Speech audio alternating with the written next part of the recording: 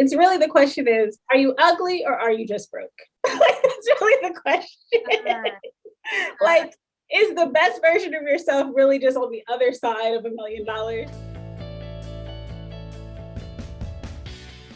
Hey everyone, my name is Mariana. I'm the founder of Maribelle Beauty, and I'm here with Tiffany. I met Tiffany a few weeks ago, and her energy is just so bubbly, and she's just an amazing person. And I think it's important that the world hears her story because she's so empowering, she's so motivating. And Tiffany, I'll let you do your introduction. Well, thank you for that amazing introduction, Mariana. My name is Tiffany Atkinson. I am a brand coach and a strategist. And as Mariana said, we met a few weeks ago.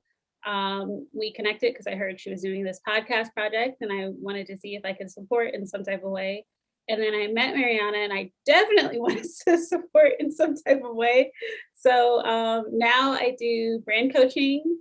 I've been doing that now since this year. I know we'll kind of get into that a little bit later, but that's me, I guess, bubbly in a pink office. That sounds about right. Awesome. So, Tiffany, how did you get into brand coaching? Because I know you went through a few different careers before you really decided to start your own business. So, how did that come about? So you are correct. I went through a few careers, also went through a totally different business before I ended up here. So really my journey started right when I got out of high school. I went straight from high school into the Army. I knew growing up that I wanted to do law and be a lawyer. That was my initial dream. And so I came from a family of service members. And so going into the service was something that wasn't that unheard of. And I decided to go in. I kind of had this feeling leaving high school just come from the kind of student that I was. I was a good student, but I was also one that you kind of had to watch. So I had a feeling like if I went to college, all I was going to do was like waste that opportunity. Like I'd be doing all the wrong things at school. So I might come to a class or two, but like I didn't feel like I was ready to be as focused. So I thought the military could be a good way to kind of bridge that gap. And then there's lawyers in the military. And so got to my first duty station, met this amazing attorney, Julie Worthington. I think she still serves, I believe. It was kind of just this thrown into the rush of the job because I was a paralegal. They can't really teach you everything. A lot of the job is on the job training. So I kind of was her shadow, followed behind her. And we were just sitting there one day. I was kind of her go-to. And she wanted me to do her closing arguments presentation to design it because she always used a PowerPoint. And these PowerPoints, she didn't always like them. So I offered to design. I don't even think I offered anything. She was just like, hey, can you do this? And I'm like, sure.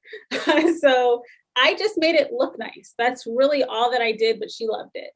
It then went into this place of I did just PowerPoints for a while. It's like she kind of told everybody, all the different attorneys, they worked out of a central office at the time. And so she's like, hey, like my paralegal, she does, if you ever need presentations.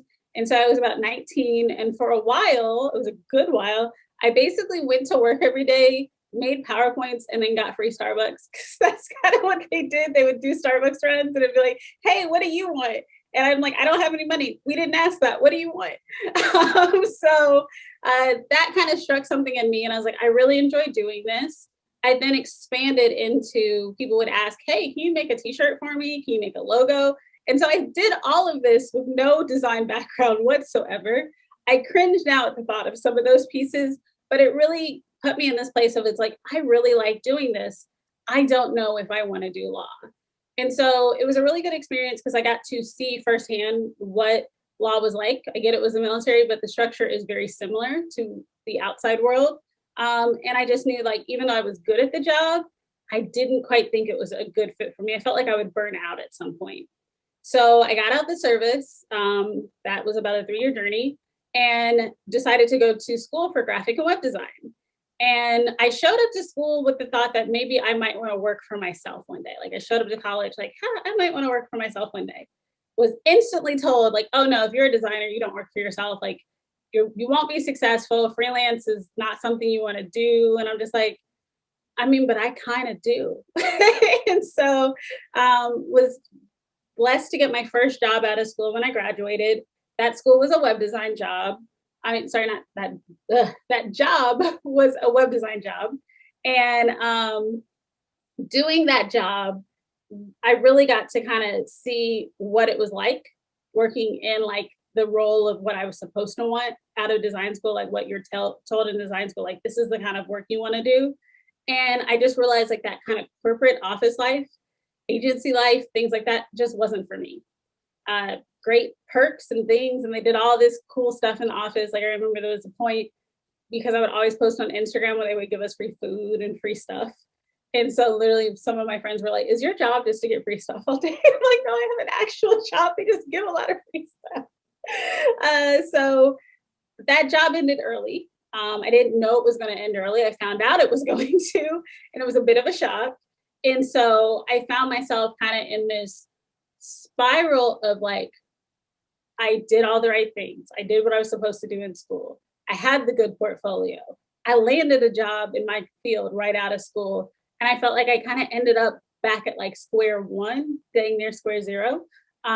Because at the time, it was a time where there were no design jobs. And then I was released with a bunch of other people as well. Like it wasn't just me who was laid off, it was a group of us. And so I'm thinking, oh, good, I get to compete now with like 20 different people for design jobs who have some have more years of experience than me, some probably have better portfolios than I do. And so I just kind of started to spiral out.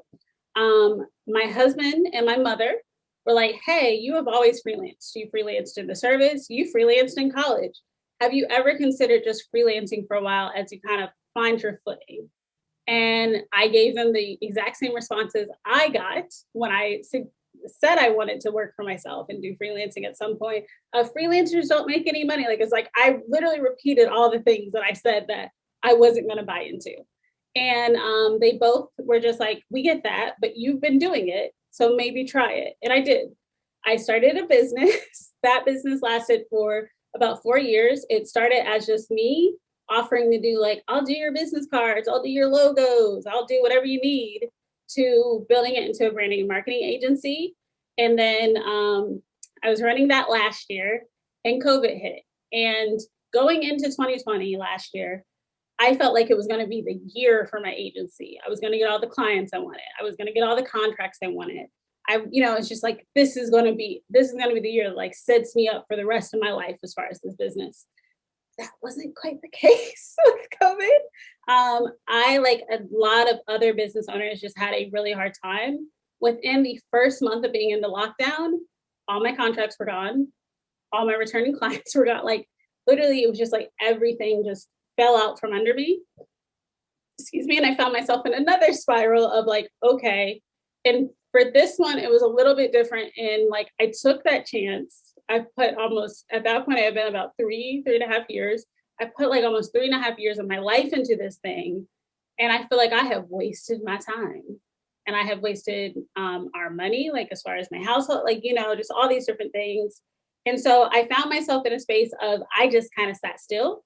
I did continue working. I worked with one client who I had already been working with, who did not leave me. And I actually tried to release her into the universe, like, because I just was in this dark space. And I'm like, our contract's coming to an end. I appreciate this so much. Have a great life. And she's just like, actually, I want to still work with you. Like, is there something we can figure out? So we did. And that was the start of brand coaching, what I do now. So we kind of joke about it because we're good friends. When I was first putting like my new business together, she was like, okay, cool. I need like a 10% cut of everything you make because I was your guinea pig for the last year.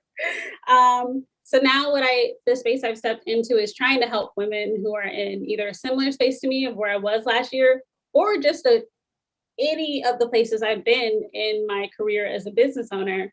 So I work really only with women. I work with service-based businesses because I know that struggle.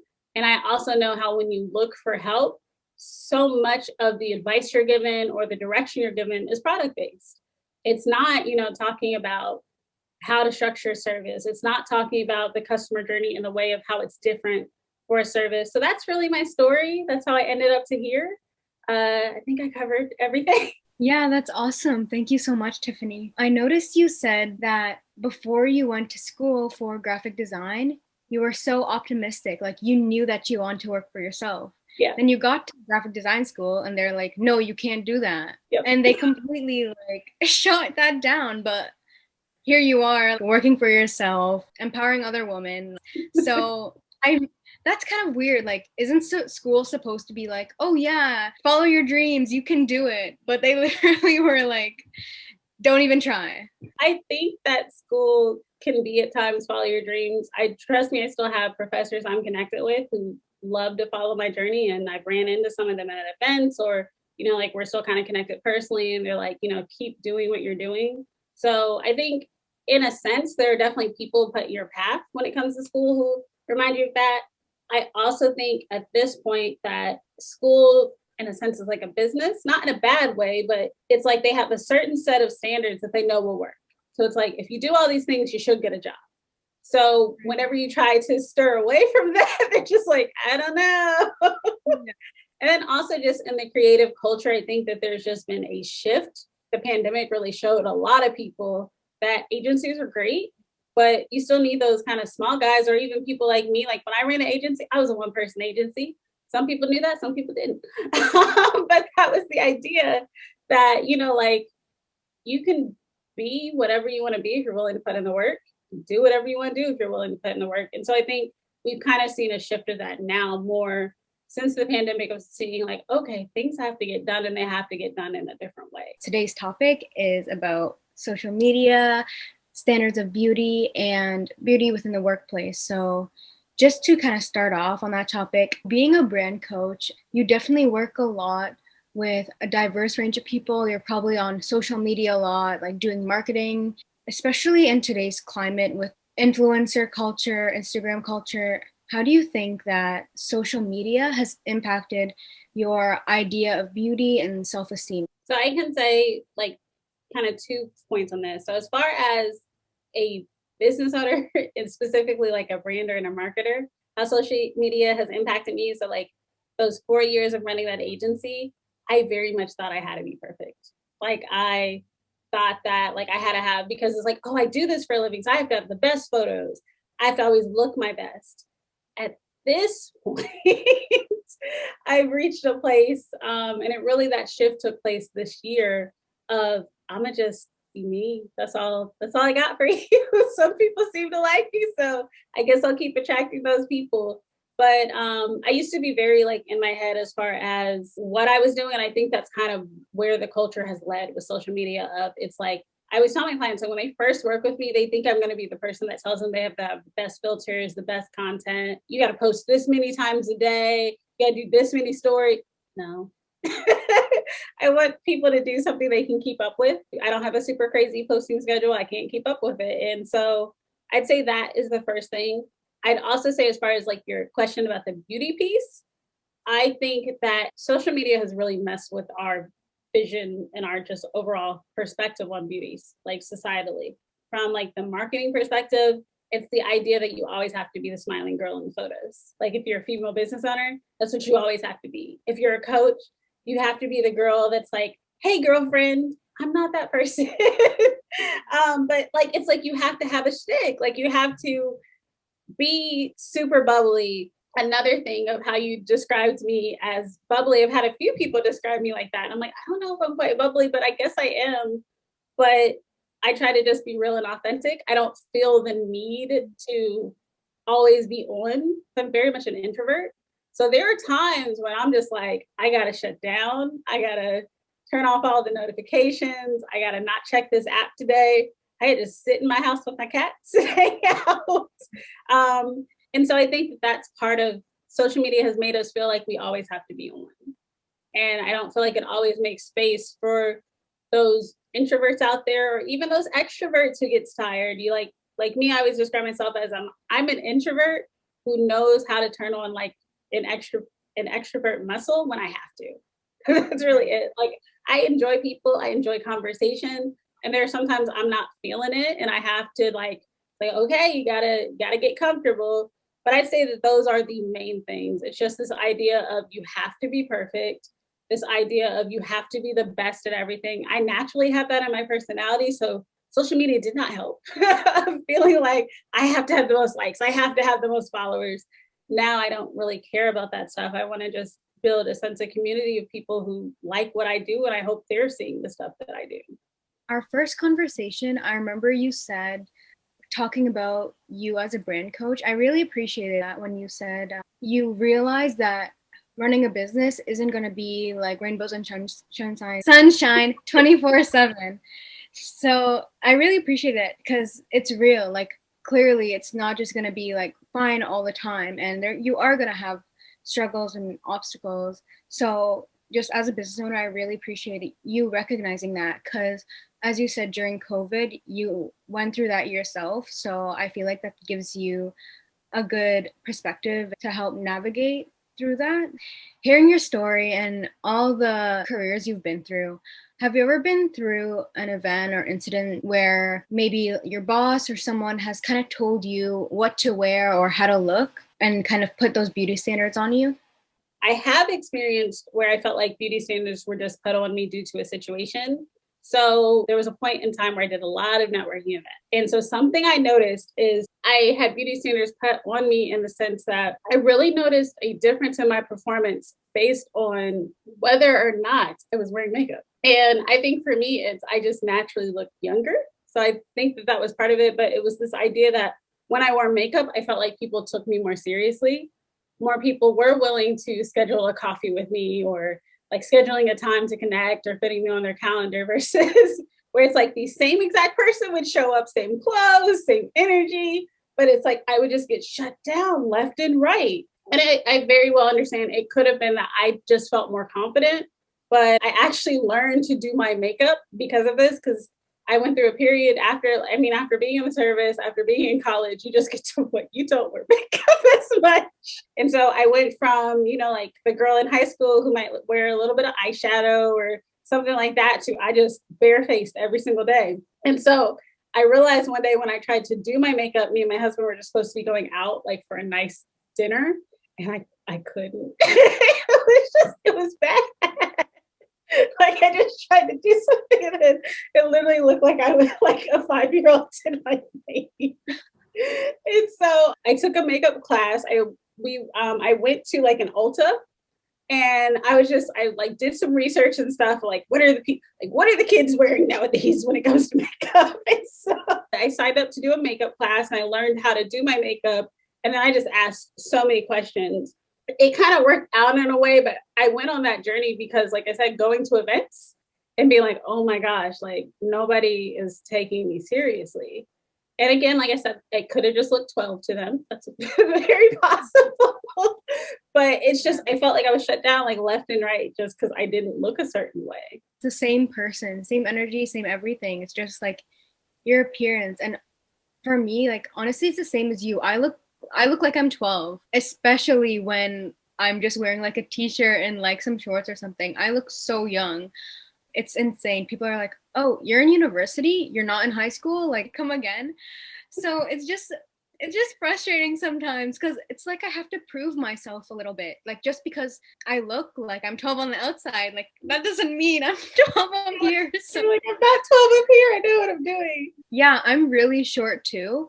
I feel like people don't really take me seriously just because I look young and I'm also really short, which isn't like, it's fine, but I don't know. It's just interesting to see how much your appearance really impacts you in the workplace and how others perceive you. I remember even when I was in high school, the 8th graders would get to tour the high school. And I kid you not, I was a senior in high school.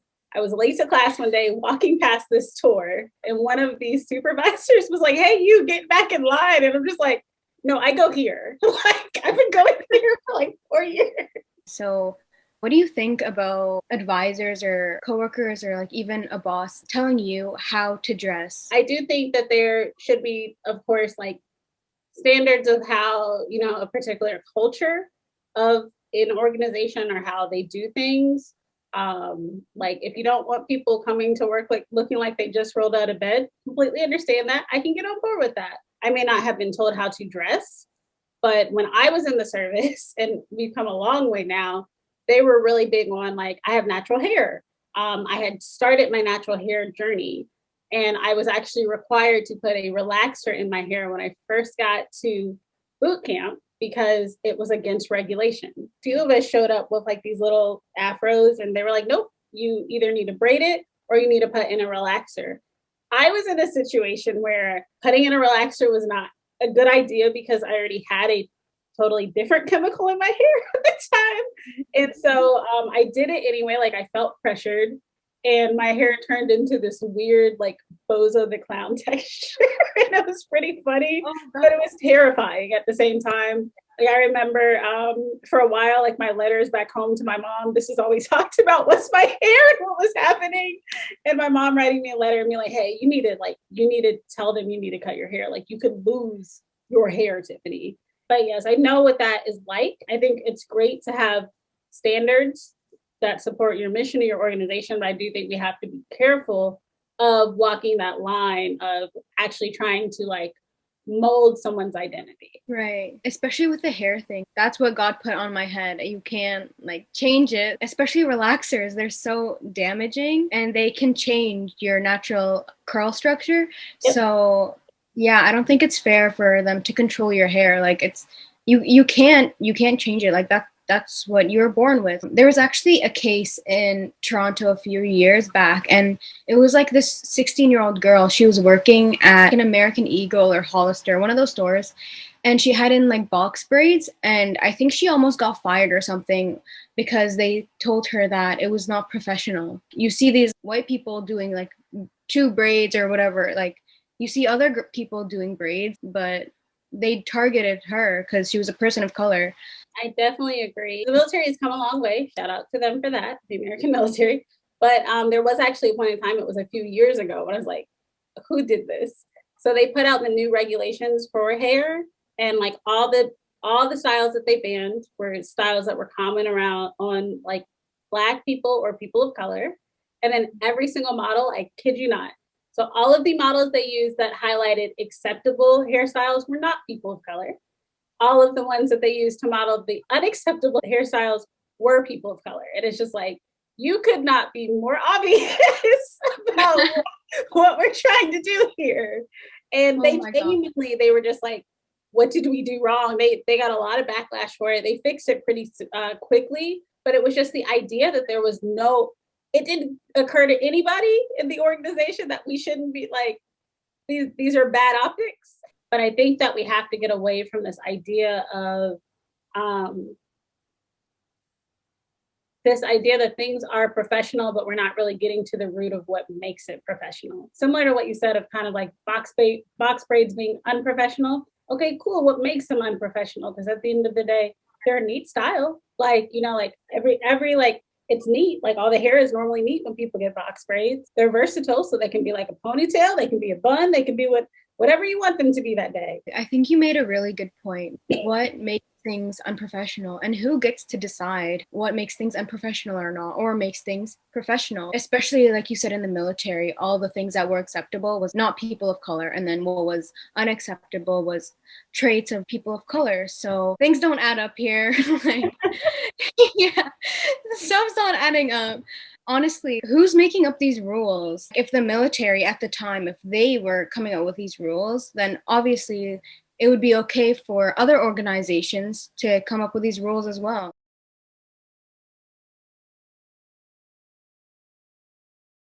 I think it's honestly just a way of controlling people of color. Really, at the end of the day, it's not a problem when you think about it, but it's just another way to place Eurocentric beauty standards on people of color. Like, oh, you have to put hair relaxers and you have to straighten your hair. That's what Eurocentric beauty standards are. So I think it's just a way of enforcing. No, I completely agree. It was actually funny. Yesterday, I watched a mini documentary on skin bleaching in India, and like the kind of root of that, and how even in like Bollywood films, they purposely cast actors that are lighter. Like they sat in on a casting call and you saw like some actors that were really good, some that were not so good. And then you'd see like a really good actor that wasn't fair skinned enough, but wasn't super dark. And it's like, oh, well, no, he's not going to get it because he's not fair skinned. And then like the fair skinned actor, they ended up casting. No disrespect to him whatsoever. He didn't know his lines though, but he got cast somehow. Like he didn't know his lines. He did a pretty good ad lib scene, and I'm sure actors do stuff like that when they're in that situation. But it was like it wasn't even taken into consideration that he did not know his lines. It was simply like, oh, you were like the fairest actor of the day. So I agree with you. Right. It's the idea of these like Eurocentric beauty standards that I think that we are getting away from. But I guess my concern is I don't want us to go backwards of it's really cool right now to be individualistic and in the moment of like, we're going to get rid of all these Eurocentric beauty standards and Black is beautiful and natural hair is beautiful and box braids are cool. And then we like end up right back at the same place. Like, I don't think that that is going to happen, but I do think it's something we need to watch for. We're headed in the right direction, but like you said, it's this idea of we just have to be conscious of when we are saying that something isn't professional, what is that based in? I think that's where we have to get with professionalism. Like, unless it affects the day-to-day operations or carrying out whatever the task is it really that big of a deal? Right. Yeah, exactly. And just going back to that fair skin thing, it's actually interesting because in different areas of the world, they consider different skin tones to be acceptable and more beautiful. And that is a result of classism. So basically, in the West, it's more perceived as beautiful to have tan, deeper skin because that shows that you're making enough money to afford to take vacation and go to the islands and get a tan and come back. So that's why we like tan skin here. It just shows you have enough money to take vacation, to have that free time and go to the islands and come back. Like the Eastern Hemisphere, the idea is lighter skin is the more desired trait because it means you don't have to work in the sun. It means you don't have like a labor intensive job. So I know exactly what you're saying. I think that that's a very good point. I will add, and I know you know this, like the caveat for the West though, that tan stops at some point of like how dark that tan can be. That just gets to issues of like race and things like that, of our great lovely history of why we see race the way that we do. No, I agree with you. It is interesting how beauty standards affect things, and oddly enough, how the closer you are to whiteness seems to be acceptable everywhere. That's just another conversation for another time. But and that has, of course, a lot more to do with race. I noticed as well, a lot of people have been saying now, especially like with the Kardashians, the more perceived standard of beauty has been the natural characteristics of a Black woman. Even like the skin color sometimes, like if you look at before and after pictures of a tan, that's not a tan, honey. Like, I'm sorry, but no, we see what you're trying to do. There is a saying, and I very much agree with it, and I feel like we see it societal all the time. People love the trait, like people love Black culture, but they don't love Black struggles. Like people love the traits of Black people, but they don't like Blackness. Like it's this idea of, like you said, it in a sense is becoming like this new, I wouldn't even say it's a standard of beauty. It's more so like this new like hip trend. And then, but then when it comes to the actual people that like, hey, this is us and our culture, it's like, nah. Whether it's beauty, whether, I guess what we mainly been talking about, like beauty or professionalism or whatever, figuring out the root of things, I think is so important. Because like, you don't want to have experiences like that where you're pushing something where it's like, we don't like this, but you don't realize like that your distaste to it is rooted in a very dark place that you don't want it to be rooted in. I find that these celebrities, they definitely cultural appropriate so much, but they don't know the history of where it comes from, or they don't know the significance at all. Exactly what you said. They love the Black culture, but they're not willing to learn the struggles and the history behind it. So, and I know that Kim Kardashian, she actually came out with this like makeup eyeshadow palette, and it completely offended the Hawaii culture because it talked about different like mountains, and it talked about the culture in a really offensive way. And it was a really sacred like mountain or something. I'm not too sure exactly what it was, but it was something really sacred in Hawaii culture. And she completely did not do any research on it clearly. I don't even know if she was like, she had a say in this, or it was like her team or whatever. But it definitely sounds like commodification. And I think that's another thing. Like, people don't want to be commodified. I think that's one thing that I've learned from branding and marketing. And like, you learn that as a basic human. Like, people don't like to feel like they are just a commodity to you. They don't, that, you know, like their culture or you like their struggles, or if, you know, like in the world of business, it's always about like, what is the customer's pain points? Like, they don't want to feel like they are just a number. They don't want to feel like they are just like, you know, like, I got dressed today. Like, this is the cool outfit I'm wearing today. Like, I'm gonna put on this culture today. I'm gonna be all box braids and Tims and like, you know, like, people don't want to feel like that. So I think social media, sadly, it's not working in that way. We're starting to work against it. But I feel that's something that also came with social media, was the idea of like commodification, and it's okay to do those things. And I think it's just about us all individually and as a society, like doing that work and doing that research to understand. So, you know, like I said, when you, and it doesn't even have to necessarily be like you have to go out and do the research, just being willing to listen, saying, hey, that's an offensive term to us, and here's why.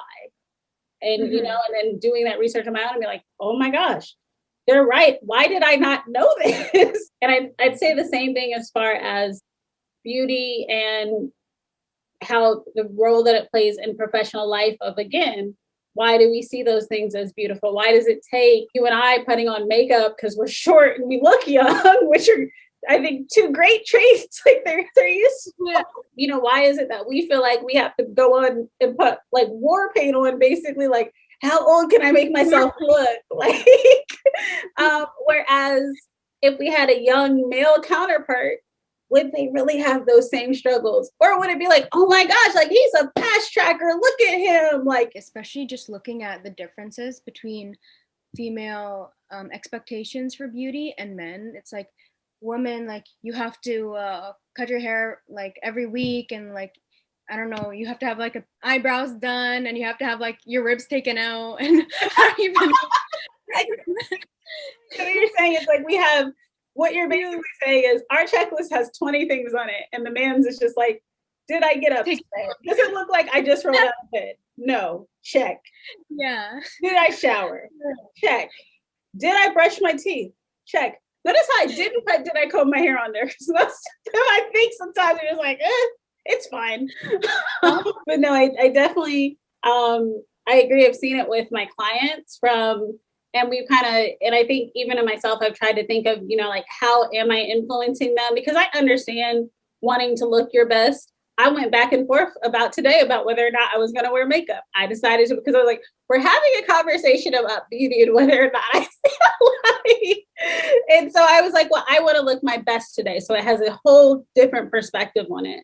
But I do think that as a society, we've been pushed there. I think social media has definitely not helped, because like you said, when you can get on an app and see some, like the likes of J-Lo, Kim Kardashian, like, if you are not careful, you can find yourself in this place of like, oh my gosh. I mean, I even know for me, like, even someone like the singer Sierra, I don't know if you remember her, but like, girls have 3 kids and she looks bomb, and I know she worked very hard to look like that, and I understand that. I only have so much willpower. I get that. But it's like, just reminding yourself that they have moments they don't. And I think the pandemic helped. You got to see people a lot more in those moments where they didn't feel like they had to, you know, look a certain way.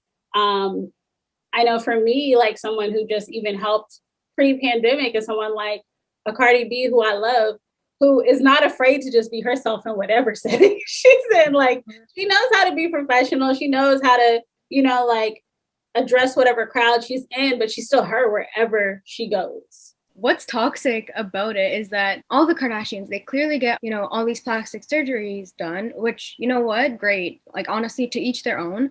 But then they just deny it with millions of followers, and a lot of the fan base being young boys and girls, and then they deny it. And as these children are growing up, they're like, oh, why doesn't my body naturally look like that? It's like, okay, if you're going to do it with all these, especially young followers, at least, you know, admit to a few. Like, no, I definitely agree. I can agree with that. I think I'm more with, when it comes to like celebrities who have done things like plastic surgery, because I guess I have this goal in life, as sad as this may be, of it's like I want to hit a certain place that I have access to the resources I do. Because it's really the question is, are you ugly or are you just broke? Like, that's really the question. Like, is the best version of yourself really just on the other side of $1,000,000? But it's just that idea. And so I agree with you, like, it is very toxic.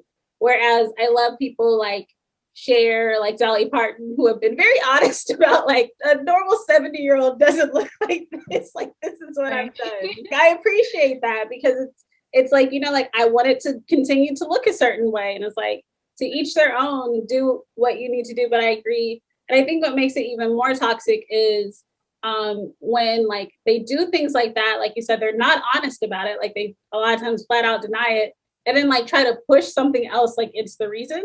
And it's like, you and I both know that tummy tea is not the reason. Like, you know, like you have a personal trainer, you eat a certain way, things like that. Exactly. And then they go promote like those flat tummy like lollipops. Yeah. It's like, oh, this is like a lollipop. You're not fooling anyone, but like good try though. And honestly, like with Dolly Parton, that's great. Like she was honest about it and it doesn't make you any less credible. Like she's an amazing singer. Like no one is coming at her for doing these things. Like she's not any less credible. And an amazing person. She actually like funded COVID research. So like she's awesome. Yeah, she gave, I don't remember the exact amount because she didn't really like, basically the hospital that she helped fund, they had to announce she helped fund the research because she didn't say anything about it. And she's like, yeah, it's just one of those things I did. It's like, it's just one of those things you did, Dolly. Like you're out here trying to save us from a pandemic. It's always the nice gestures that people don't talk about that like hit different. But yeah, when celebrities and stuff, when they just lie about it and then say like they lost so much weight because of like a tea or like a lollipop, it's quite interesting. But did you hear about Khloe Kardashian's like recent photo scandal? What you're referring to, wasn't it? She basically altered her photos and then tried to say she didn't. Yeah, someone posted like this picture. Yeah, that was like unedited, and she looked amazing, by the way. Like she looked beautiful. But then when she found out that it was posted, she went like crazy, and her legal team like sued anyone who posted it, and they tried to delete that photo from the internet. But it was a great picture, and then she made a post that was like, these unrealistic beauty standards really get to me. Like, it was kind of interesting. It's like, didn't you and your family make them? So like, I can believe that just because what I know from you, but also haven't you now supported this? Yeah, I do remember what you're talking about now, as far as I didn't see the photo. I didn't go look for it. I think for me, that's kind of a double-edged sword because I can understand as a person of, you know, like, I feel like we do that in our regular lives of like how everybody, you've seen that those memes on the internet of like me when I take a photo of like my friend versus when my friend takes a photo of me. Yeah. So I feel like we all get that to a degree of like, we don't necessarily show like, it's like, if you could have just hid my double chin, like literally just asked me right side, face, like, you know, just, I could have hit the angle for you. But I think that, so I can see her point of like, she should be able to allow what gets posted of her. But then at the same time, you kind of traded access for fame, if that makes sense. Like you traded a certain level of access to you. I get it. It's just, again, you kind of traded that. You did a trade. And how does that work? Yeah, because like the Kardashians, they are their brand. Like they are the brand. So I get that she wants to keep up with that certain image and everything. But then this post literally right after, it kind of contradicted herself a little bit. Because yeah, Khloe especially, she definitely does like Photoshop her images quite a bit, because you can just watch any episode of Keeping Up with the Kardashians and she clearly does not look the same because it's like real like video. But especially her whole life, she's been referred to as like the ugly duckling or like the ugly sister, especially from the whole world to be calling her that. It definitely did take a toll on her mental health, especially like her perception of beauty and perception of herself. So I kind of see where she's coming from, but I think she just needs to go to therapy or something. Like get off take this hiatus to like get some therapy. Yeah, just go to therapy. I agree with you. It's like she did get the short end of the stick as far as the family with like the things that have been said about her, but it's like, but now you posing with flat tummy tea when like you were very honest at first about your journey of how like because of what was said to you, you wanted to get healthier. Like it made you see yourself in a different light. And so you can definitely, and yet we do not know her. So some of these things are just assumptions on our behalf, but I feel like her behavior shows that she is very much consumed in how she looks. And a lot of that is rooted in either things that were said to her publicly when they became famous or things that were probably also said to her like growing up. Right. And you know what's interesting actually? I think Khloe looks the most Western or has the most Eurocentric beauty standard. She has blue eyes, really, really like fair skin. She has naturally blonde hair, right? Compared to all her other sisters, I think they look more like Armenian because they're half Armenian with like the dark hair and the brows.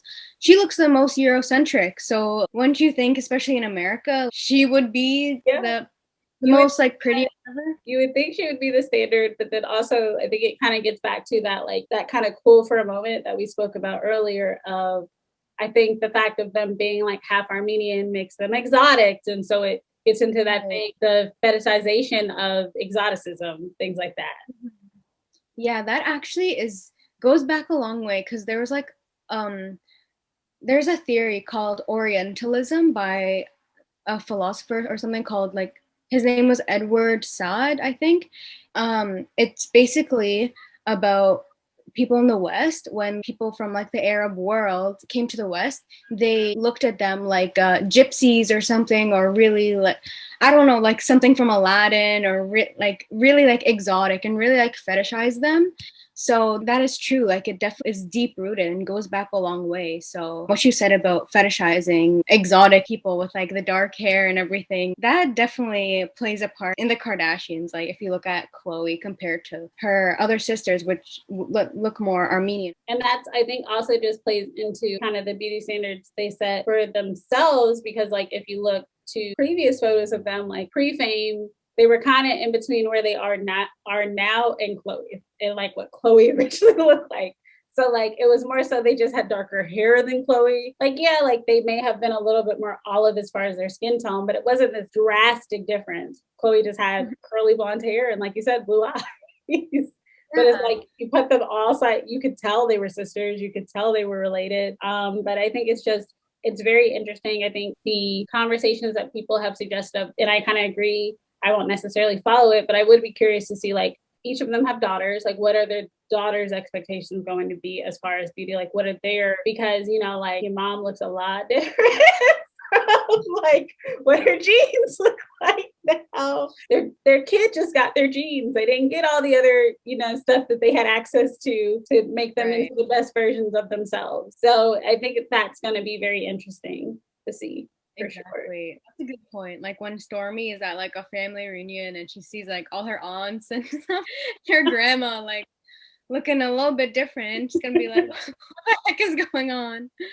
Yeah, honestly, we could talk about that culture and the Kardashians for quite a long time because they definitely influence the current beauty standards today. But just closing our topic and closing our discussion, what do you think would be a good piece of advice to tell someone how to be confident in your own skin despite all the social media pressures in society? As generic and as cliche as it's going to sound, I think my advice would be to just be you. I will say for me, the most success I've ever gotten out of my life, just in looking at my whole life so far, is just being me has gotten me so much further in situations than when I tried to be someone else, look like some, you know, like look what I like, be like what I thought people wanted me to be, look like what I thought people wanted me to look like. I was a girl growing up that I didn't really feel pretty. I didn't really feel, you know, like the best about myself. You know, like I always just thought I was cute. Like I never felt like I was like that drop dead gorgeous girl, or it's like, oh, she's cute. Like that's what I felt. And you know, like if that is what it is, I'm okay with like, that's fine. I'll be cute. I've been cute for 29 years. I'll continue to be cute. But I think that's the thing when it comes to, you have to do what makes you feel comfortable. I think some of the best advice my mom has given me, and I've tried to live by this as I continue, because I love clothes and shopping and stuff. And she always said, you know, like never buy something just because it's in style. Like what's in style for you should be what you like. Right. that was her thing. And so that's very true. Like, so there are certain times when like certain styles come in and they happen to be things that I've already liked. I get as much as I can because it's like I know that this is the moment where everybody's putting it on their shelves. But like I don't, and I mean, if your style is to be chameleon and to change over time, do that. We all do in some way, shape, or form. But not to feel like you have to fit into anybody's box, not to feel like you have to look a certain way, act a certain way, beauty has to be a certain way. Like we all are given what we have, like we all show up how we are. You were created to be the way that you are. So just be that. Like, why spend all your time trying to be something else? That really resonated with me, Tiffany. Thank Oh, you so much. That really resonated. I feel like you were speaking to my soul, especially when you were like, do you really like it or is it just popular? That is something like, especially during 2020, I have really kind of realized, especially with TikTok, oh my God, like all these things I've seen these things that are trendy before, but why do I like it now? Like, is it just because it's trendy? So I definitely took a step back and I was like, I'm not gonna buy these things just because they're trendy. Like, do I actually like it or is it just trending on TikTok? So no, it's yeah. definitely like, and this is the thing, I've always been like this. I've always had kind of a diverse style. I am a person that like, if you ever ride in a car with me, you will listen to gospel, like gospel 1 minute, then we listen in the country, then we listen in the Cardi B. Like, but I'm like that in all areas. I'm like that in my closet. Like, there's some pieces that are from this style. There's some pieces that are vintage. There's some pieces that are like more popular. I like my earrings and stuff, and I like big earrings. There was a point that, like, so I don't know if you're familiar with the show Girlfriends. If you're not, it finally went on Netflix, so you should watch it. It's amazing. But Tracy Ellis Ross is in it. It was a show that featured four women of color. They were all Black. And I watched that show as like a preteen. And it's probably one of the biggest things that shaped my influence of what it meant to be beautiful as a Black woman, in the fact that they were all so diverse. And so Tracy Ellis Ross's character, her name is Joan. She was a lawyer. So of course, for a kid who wanted to be a lawyer, she was great for me, but she had big natural hair and like these big earrings. And if you see my branding, I have big natural hair and these big earrings because like I saw her and I was like, I want to be like that. And it wasn't like, like I needed to be that. It's like I want to be my version of that. And now I just happen to have big natural hair that's in a bun today. Because it's been a day, long, crazy day. But also, like just rocking what feels right for you. So I'm glad that resonated with you. But seriously, like continue to, if you think, and even if it is like a trend, it doesn't hurt to try it out to see if it, like how you're going to find things that you like. But definitely don't feel the need to, oh, if you continuously live your life like, oh, this is what's in right now, you will constantly be changing. And I feel like you'll never be able to get a sense of identity. Whereas if you're someone who knows the things that you like, may be willing to step outside of those things and try something different, that's great. So yeah. Well, thank you so much, Tiffany, and thank you so much for talking with me today. Appreciate your time so much. It was a pleasure getting to know you and speaking with you as always, and I hope we'll stay connected after this. Yes, we need to stay connected. Thank you so much for having me. I think what you are doing as far as your